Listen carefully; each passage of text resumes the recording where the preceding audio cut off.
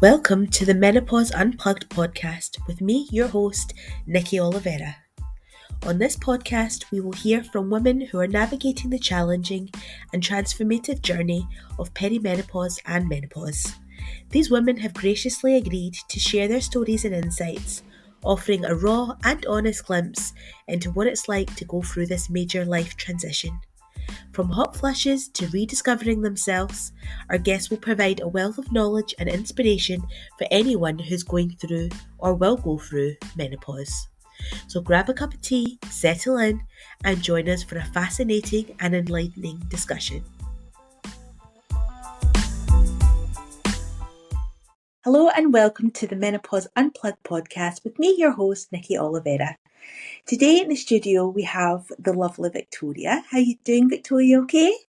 Great, thank you. Great to be here. Thank you. Thank you for joining. So Victoria's story is a little bit different in terms of Victoria actually went into menopause surgically after an operation. So Victoria, do you want to tell us a little bit more about that? Yeah, sure. So I had sort of 18 procedures leading up to the age of 33, and that was for endometriosis and adenomyosis. And then when I got to 33, they started to have the conversation about having a hysterectomy. I'd already had one ovary removed before that, but everything I'd had done hadn't worked. So actually they put me onto something called Zoladex, which pushed me into a medical menopause for 6 months. And that got my body ready for the hysterectomy.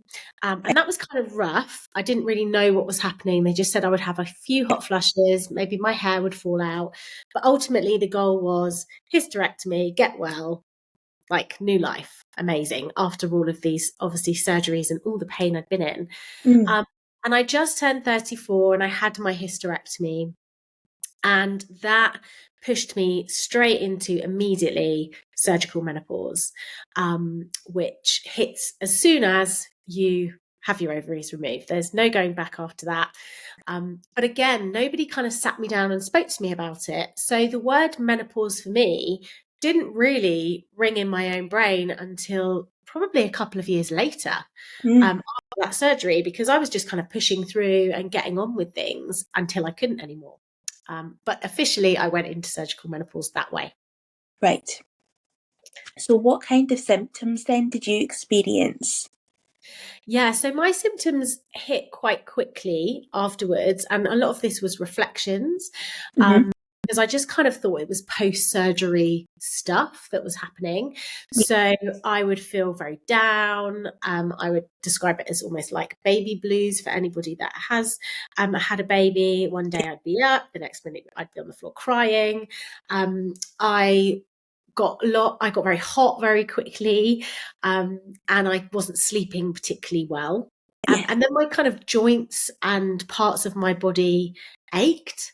And it was really weird because I'd gone from all of this pain of living and being kind of not in control of the pain, but kind of owning the pain of endometriosis, to suddenly like, oh, what are these aches and pains that I've got? And kind of my joints and legs would hurt, my back would hurt. And I just thought that it was kind of, again, post-surgery or things that maybe my body had done before, but I'd never really felt them because the pain was so conditioned to my pelvic area. So those were sort of the first things that happened. And then slowly the mental symptoms for me kicked in, probably about 10 to 12 months after my surgery, and then slowly got worse within that almost second year of recovery. And they were the symptoms that really tripped me up: the low moods, low confidence, depression, anxiety. Yeah. Oh my goodness. Yeah, so you'd really just gone through it all in quite a number of stages then, really.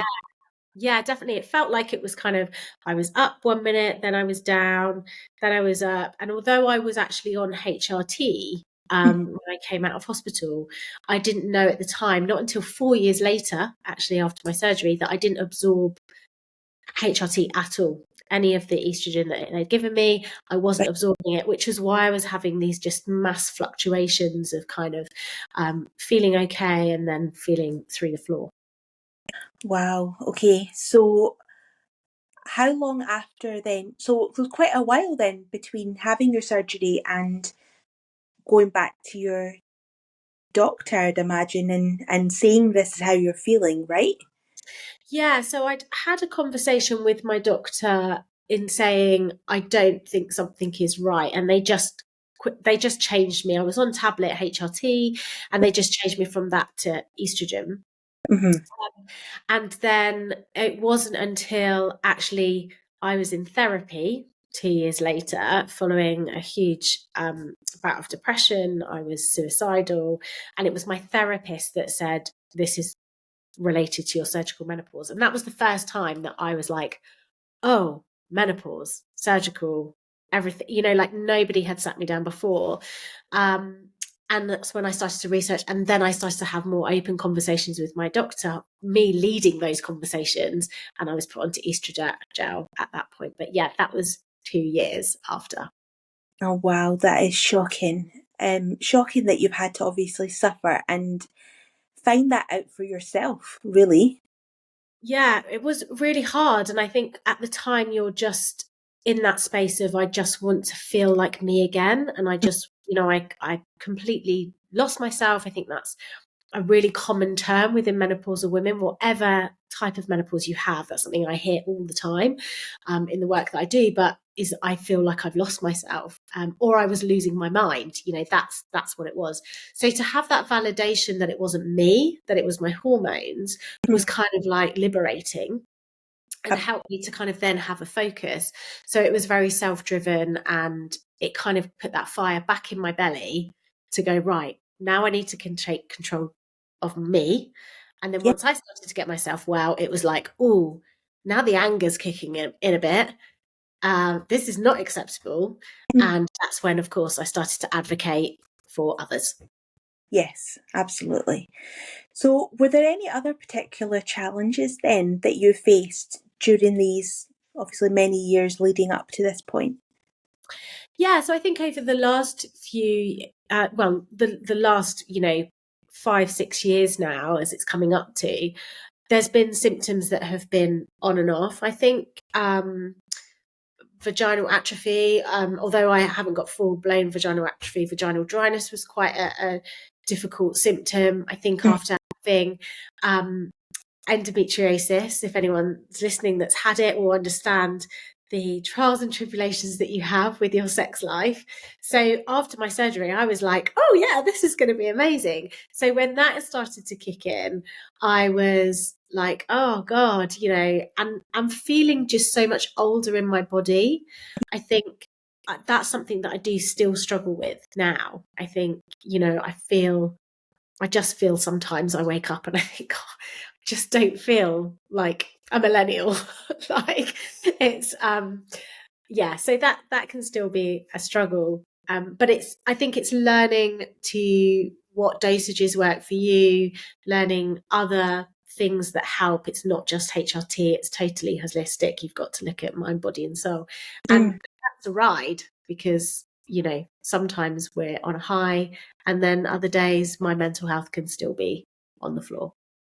Yeah, absolutely. I completely. Oh my goodness, it's just so much. It's a lot, isn't it, to take in? So on that basis of mind, body, and soul, lifestyle changes, and you must have had to make quite a few, changes just to support like your menopausal journey. Yeah, I think the first big change for me was therapy, because that was the real turning point. So, and I always say, if I could kind of explore all the therapies in the world and just blog about it, I would. Somebody pay me to just get a therapy, and I think people shy away from that. But that was a big change for me because it helped me really acknowledge and kind of go back and realize what was happening. And that was cognitive behavioral therapy that I did. But with regards to kind of lifestyle, I think it goes from anything from journaling. Journaling was one of the first things that I did. So just purging everything that was in my mind. I think it's really important when you're experiencing brain fog, because mine was horrific. I forgot my friend's name once, and her name is Victoria, which is my name. How on earth does that happen? But that's how severe sometimes it can be. Yeah. So having a strategy to help with simple day-to-day tasks like and doing it like journaling, not purging your thoughts, but actually just writing down little bullet points of what you need to do.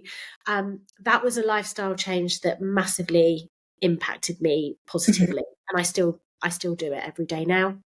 I take my journal everywhere with me, and then just trying new things. So when confidence is really low, I wanted to try new things to get my body moving. So I started lifting weights. I'd never really done that before. I ran on the morning of my surgery. I was a big HIIT workout fan. I don't dare touch HIIT now. But I started yoga. I started kind of doing those more slower but strength training exercises, which feel so much stronger for my body. Yeah. And I was always quite into meditation anyway, but I certainly have practiced mindfulness more because that's massively helped anxiety as well. But it's trial and error. I've tried a spin class. I hated it, but I'll dance in my kitchen. I love it, what I take supplement wise. And of course, going into what your soul needs as well, not forgetting that. I think that's really important to listen to your inner self and kind of find, because this is a new way of living, Absolutely. Lots of different pieces of the jigsaw, I think. I think so, yeah. And like I said, it's not just a case of going on HRT and everything's fixed, because you've just got to look at absolutely everything that you're doing and going, right, I just need to see what works for me. And I know a lot of people then, their diet, generally speaking, is the first thing that they start looking at, because of the of obviously awful weight gain that also can come with menopause. Especially being on more medication as well. Yeah, diet I think is super important. And I've done things like gut resets, and where I've just kind of wanted to strip. I have a real problem with sugar. I'm a chocolate digestive freak. I could literally devour a packet in one sitting. But I have a relationship with food that if I get stressed, although I don't really have that much now since I looked into it more, but I did have a relationship where I would get stressed and my first thing would be go to the biscuits. So, and I think when you're especially after surgery, your body's been through a lot, you're in that kind of rest and recuperate. We do automatically reach for those type of foods, and we do have to kind of listen to our body and enjoy that time too. The biggest thing I think with food, with my relationship, is still eating the food that I really enjoy, but eating and just monitoring what I want to eat because I love my body, not because I want to be as skinny as I was before my surgery. Like, I'm not who I was 5-6 years ago. And I always say we're fuller in so many other things. So I think my relationship with food is always going to be kind of, but I certainly fuel my body more because I love it and it's my vessel rather than I have to look like how I looked. Yeah, and I think that is such an important message, Victoria. I think for everybody listening, because I think so many people, like men and women, they struggle with body image, and having to look the way that they did, or wanting to look the way that they did before, and we evolve, and that's not always going to be the way. Yeah, absolutely. So how did so obviously you were going through so much yourself, how did that affect your relationships then with your partner and everyone else? So my husband, we've been together since we were kind of really young. So I always say my story is his story. He's like the silent, backbone to me, because while I'm shouting about it on social media, he's just like the one propping me up behind quietly. So I'm very lucky that he's very understanding. He's been there through all the operations. I've got 2 children. I've got now 2 teenagers. They weren't both teenagers when I had my surgery. And we've always had a very open and honest conversation. You know, they've been around me as a mum with endometriosis, so they know about periods. They know that a woman bleeds. They know what endometriosis is, and we talk about that very openly, and have done since they were really little. So going into surgery and things like that, we had to learn as we went along. I think if I had known what was to come, we would have had the conversation, sat down, mum's going to feel like this, you know, me as your wife is going to expect this, you know, this is what we could be up against, because it's important to say not everyone experiences these symptoms. But of course, we were kind of playing catch up, because we were playing catch up with depression and anxiety and suicidal thoughts. And so we had to kind of have the mental health conversation, which we'd already had, but suddenly it was really in our homes. And then now we just, you know, try and support each other where we can. I mean, I was awful to live with. You know, it was hard for them. I'm not going to shy away from that. I was horrible and you know, I feel like I was vile at times as a mum, as a wife, dismissive. I wanted to escape. I loved them so much, but you know, my behavior sometimes didn't show to them in that way. And of course that does cause frictions, and you know, but there's a lot of apologizing. There's a lot of allowing them to have space when they have their hormonal things going on as well. It's so much bigger than just us. So it's just learning. You know, I definitely don't get it perfect. But we just try and talk openly about it with the kids when they want to listen, and allow, you know, space for my husband. But he is pretty good.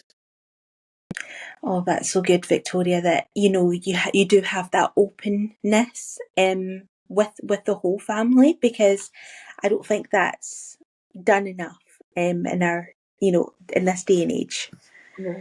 Yeah, it's so important. My daughter potentially, you know, may experience endometriosis. I have to, you know, allow her awareness. My son, you know, his friends will be experiencing periods, and then may experience early menopause, you know, POI, or an early surgical menopause. You know, it can happen to anybody. So it's really important that we have the honest conversations. They don't always want to hear it.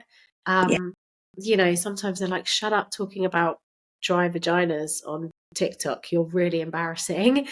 And I'm like, yeah, I know, but it's a conversation that has to be had. And then other times they'll come and say something and I'm like, yes, it's going in. So. Oh, I love that. So, I mean, growing up then, Victoria, did your mum or anybody else really speak about menopause? Like, was it something that you were even remotely aware of? Because I certainly wasn't.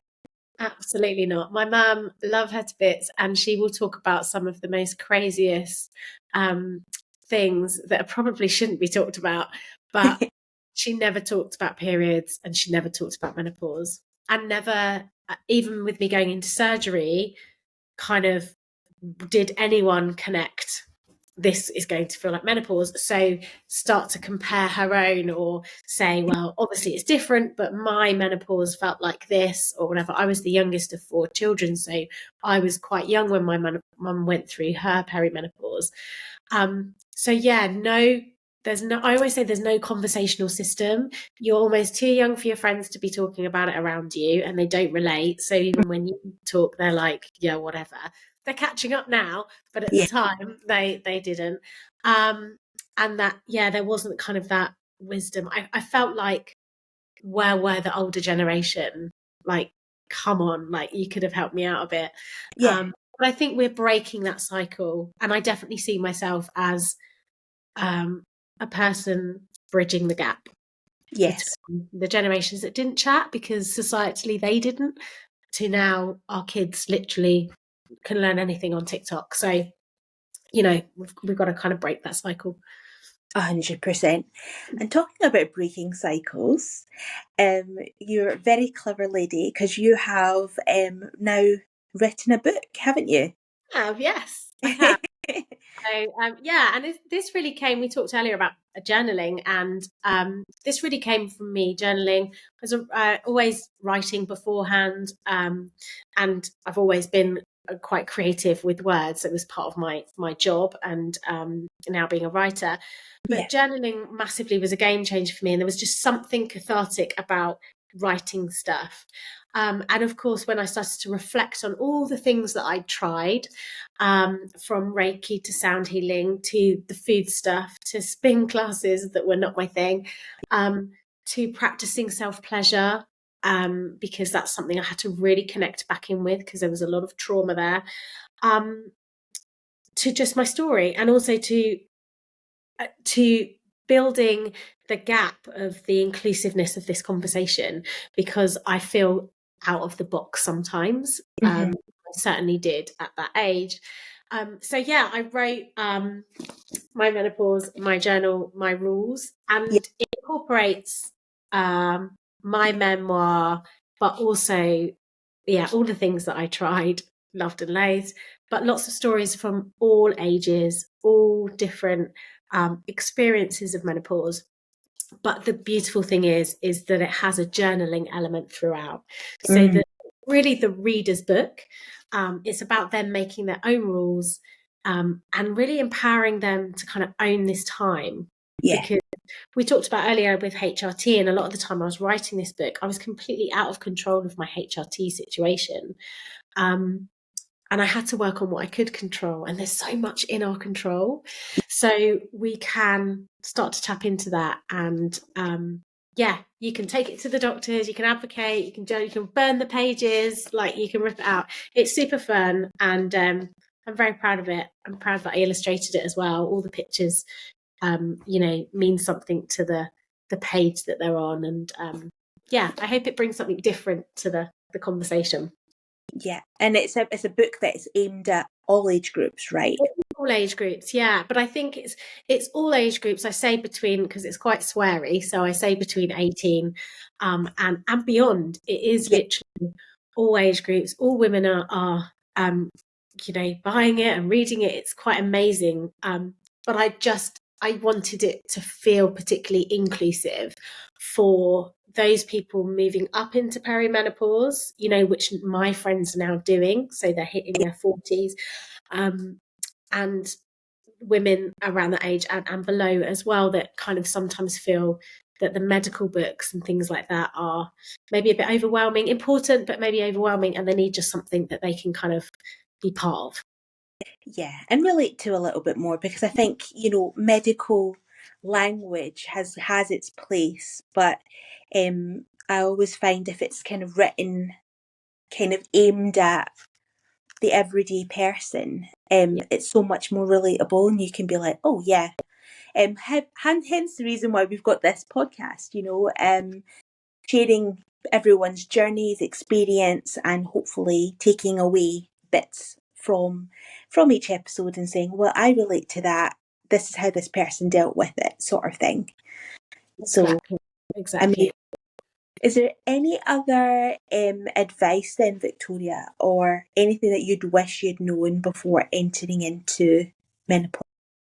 I mean, apart from what symptoms that I could be coming my way before I entered, and I think one's mentioned so often, but I think the advice that I always sort of say is to anybody, whatever your experience or however you're going into menopause, is one, find your community. So we are all here on podcasts, in books to pick up and read, on social media.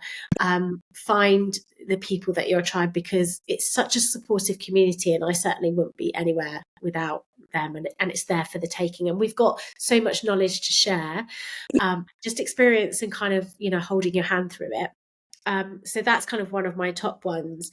But also it's to just remember who you are now, because we do look back. I always want to be who that person I was.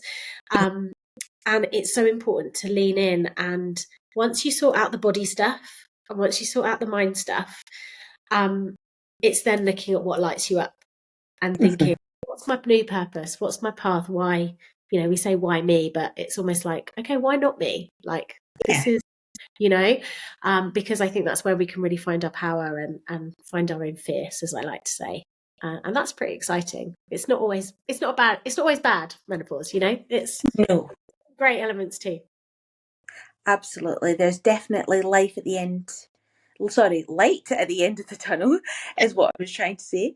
But yeah, it doesn't have to be a negative situation, like you're saying. There's a lot of help out there, and yeah, it's about just living in this next chapter and really, living it and not loathing it. And leaning into who you are, leaning into your own power.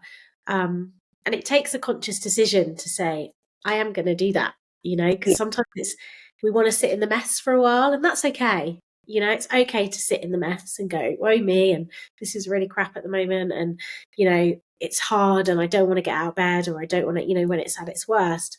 But there will be a point where you'll be like, okay, I need to step forward now. And when you do that, it's so brilliant.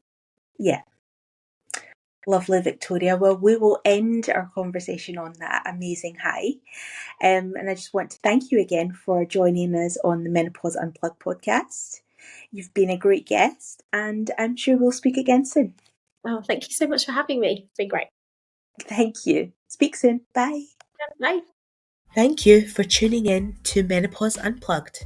I hope you found the conversation to be informative, enlightening, and empowering. Remember, menopause is a natural part of a woman's life journey, but it doesn't have to be a lonely one. Whether you're experiencing perimenopause or menopause, my menopause coaching program can provide reassurance and guidance. Please do reach out to me through my contact details on the show description. And until next time, take care.